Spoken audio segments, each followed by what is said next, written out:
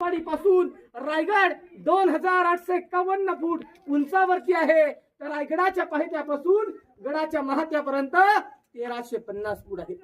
रायगडाचं total परिसर 12 एकराचा आहे. पठार बाग 100 एकरचा आहे. और राजाने रायगड घेतला.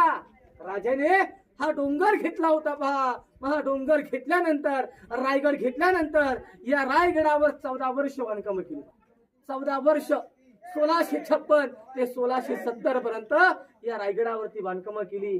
मग 14 वर्षामध्ये या रायगडावरती बांधलं काय काय. गडावरती 350 घरं, 11 मोठी तलाव खोदली, 84 पाण्याच्या टाक्या खोदल्या. पण मनामध्ये एक विचार, एक प्रश्न निर्माण होतो. गडावरती 350 घरं बांधली, या वास्तू बांधल्या, भिंती बांधल्या, इमारती बांधल्या. 2 पायाच्या माणसाला या गडावरती येणं शक्य नाही. तर 350 घरं बांधण्यासाठी, या भिंती बांधण्यासाठी एवढे मोठमोठे दगड या रायगडावरती आणले कसे, आणले कोठून. पण आपले राजे ते ग्रेट होते पहा. कारण की जिथे उतरती जागा दिसेल, जिथे उतरती भाग दिसेल, तिथं मोठमोठ्या खाणी खोदल्या, मोठमोठे खड्डे खोदले, आडव्या भिंती बांधल्या.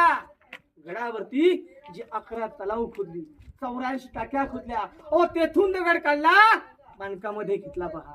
मग गडावरती पाणी बी झालं, बांधकामासाठी दगड बी झाला. पण हेच बांधकाम हे जॉईंट करण्यासाठी मात्र आज आपण वाळू आणि सिमेंट वापरतो. पण पूर्वी चुना, शिस, गुळ हे 3 पदार्थ वापरले होते पहा. या इमारतींवरती पूर्णपणे छप्पर होता आणि छप्पर मात्र हे कौलावर होतं. खेडेगाव मध्ये असतात ना कुंभार, नलीची गोल कौलं, गोल मातीची कौलं, हे पूर्णपणे लाकडी छत होतं. पण ज्याने रायगड घडवला, ज्याने हा रायगड बांधला, त्यांचं नाव होतं